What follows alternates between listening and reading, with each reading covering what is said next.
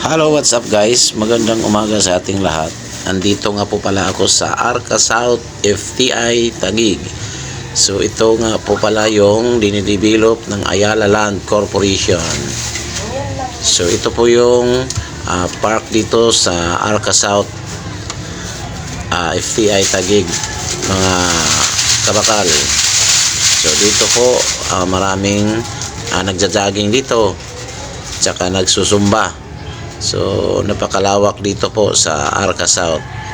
So marami na pong mga building na tinatayo dito ng Ayala, mga kabakal. So dito na po ginagawa po dito ng MDC. So maraming pumapasyal dito, mga kabakal. So